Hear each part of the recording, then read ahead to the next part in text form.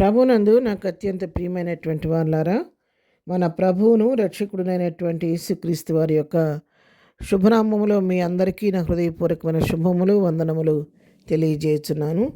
ఉదయకాల సమయంలో దేవుని వాక్యాన్ని ధ్యానం చేసుకుందాము.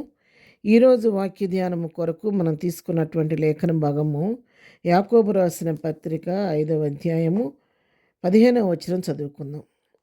విశ్వాస సహితమైన ప్రార్థన ఆ రోగిని స్వస్థపరచును, ప్రభువు అతని లేపును, అతడు పాపములు చేసిన వాడైతే పాపక్షమాపణ నొందును. ఆమెన్. దేవుని నామమునకు మహిమ కలుగును గాక. ఈ వాక్య భాగాన్ని మనం గమనించినట్లయితే, మరి సంఘంలో ఉన్నటువంటి ఒక వ్యక్తి, ఒక విశ్వాసి లేకపోతే సంఘ సభ్యుడు తన జీవితంలో ఏదైనా అనారోగ్యానికి గురైనప్పుడు ఆ వ్యక్తికి స్వస్థత పొందుకునే విధానాన్ని గురించి భక్తుడు ఇక్కడ రాస్తూ ఉన్నాడు. ఒక వ్యక్తి బలహీనుడైతే, రోగి అయినప్పుడు ఆ వ్యక్తి స్వస్థ ఎలా పొందుకోవాలి అంటే, సంఘానికి ఒక క్రమాన్ని ప్రభువు నియమిస్తూ ఉన్నాడు.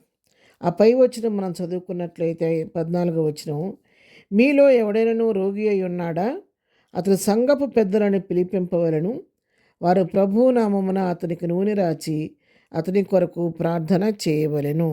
ఆమెన్.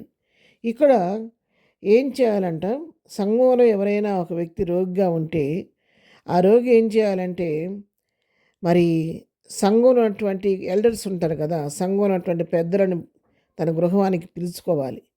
పిలిచినప్పుడు వాళ్ళందరూ కూడా ఏకమనసుతో సంఘపక్షంగా, కొంతమంది పెద్దలు సంఘపక్షంగా బయలుదేరి ఆ రోగి గృహానికి వెళ్ళినప్పుడు వారందరూ కలిసి ఏం చేయాలంటే, ప్రభువు నామంలో అతని కొరకు ప్రార్థన చేయాలి. ఇంకా ఏం చేయాలంటే, నూనె రాసి ప్రార్థన చేయాలి. ఆ నూనె యేసు రక్తానికి సాదృశ్యంగా నూనెను ప్రోక్షిస్తూ నూనె రాసి ప్రభువు నామమున ప్రార్థన చేస్తే, వీళ్ళందరూ కలిసి చేసే విశ్వాససహితమైనటువంటి ప్రార్థన ఆ రోగిని స్వస్థపరుస్తుందని దేవుని వాక్యం సెలవిస్తుంది. అయితే చేసేవారికి అవిశ్వాసం అనేది ఉండకూడదు. స్థిరమైనటువంటి దృఢమైనటువంటి విశ్వాసంతో వారు చేయాలి. అందుకే యాకోబు పత్రికలోనే 1వ అధ్యాయం 6వ వచనం మనం గమనిస్తే, అతడు ఏమాత్రమును సందేహింపక విశ్వాసముతో అడగవలను, సందేహించువాడు గాలి చేత రెప్పబడి ఎగిరిపడు సముద్ర తరంగములను పోలియుండును. ఈ ప్రార్థన చేసే పెద్దలకి ఏముండాలి? విశ్వాసం ఉండాలి. ఏదో మరి అడిగారు కాబట్టి చేసామని, ఇంత పెద్ద రోగం మనం ప్రార్థన చేస్తే తగ్గుద్దా, ఏదో ఆయన అడిగాడు కాబట్టి చేసామన్నటువంటి అనుమానాలు, ఆ సందేహం అనేది ఉండకోకుండా విశ్వాసంతో మన ప్రభు సజీవుడు, ఆయన గొప్ప దేవుడు, ఏదైనా చేయగలిగిన దేవుడు అని విశ్వాసంతో వీరు ఏక మనసుతో విశ్వాసంతో నూనె రాసి ప్రార్థన చేస్తే ఏమాత్రం సందేహించకుండా విశ్వాసంతో అడగాలి. అడిగినప్పుడు దేవుని కార్యం అక్కడ జరుగుద్ది. మరి ప్రార్థన అయితే వీళ్ళు చేస్తారు, కానీ కార్యం చేసే దేవుడు కార్యం చేసి ప్రభు అతన్ని తన పడక నుండి లేవనెత్తుతాడని చెప్పి దేవుని వాక్యం సెలవిస్తుంది. అంతేకాదు, ఒకవేళ ఆ వ్యక్తి ఏదైనా పాపంలో ఉంటే ఆ పాపం వల్ల కొన్నిసార్లు చేసే పాపాల వల్ల కూడా కొన్ని రోగాలు వ్యాధులు మనుషులకు వస్తూ ఉంటాయి.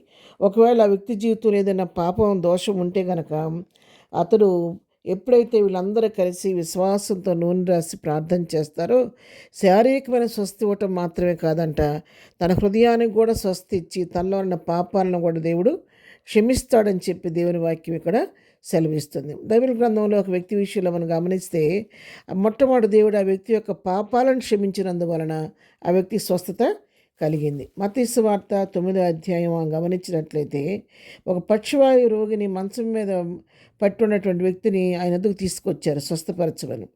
తీసుకొచ్చినప్పుడు దేవుడు మరి ఆ విశ్వాసంతో తీసుకొచ్చిన వారి యొక్క విశ్వాసాన్ని చూసి అంటున్నాడు కదా, 2వ వచనం, యేసు వారి విశ్వాసమును చూచి, కుమారుడా ధైర్యంగా ఉండుము, నీ పాపములు క్షమింపబడి ఉన్నవని పక్షవాయు గలవానితో చెప్పాను. తీసుకొచ్చింది ఎందుకు? పక్షవాయు రోగి కాబట్టి స్వస్థత కొరకు తెచ్చారు. నీవు స్వస్థత పొందుదు గాక అని అంటలేదు ప్రభు. ఏమంటున్నాడు? మొట్టమొదట నీ పాపములు క్షమింపబడి ఉన్నవి అని చెప్పి అతనితో చెప్పాడు. తర్వాత ఎప్పుడైతే ఆయన పాపాలు మరి క్షమించబడ్డాయో అప్పుడు 6వ వచనం చూస్తే, మరి ఇక్కడ చివరి భాగంలో చూస్తే అతడు ఆయన పక్షవాయు గలవాన్ని చూచి, నువ్వు లేచి నీ మంచం ఎత్తుకొని ఇంటికి పొమ్మని చెప్పగా వాడు లేచి తన ఇంటికి వెళ్ళాను. జనులను చూచి భయపడి మనుషులకి అధికారం ఇచ్చిన దేవుని మహిమపరిచిరి. మొదట పాపాలు క్షమించబడ్డాయి, తర్వాత స్వస్థత కలిగింది. ఈ ఉదయకాల వాక్యం ఇటువంటి నీతో నాతో ప్రభు మాట్లాడుతున్నాడు. ఏదో అనారోగ్యంతో మీరు బాధపడుతున్నారా? మీకు తెలిసేవారని బాధపడుతున్నారా?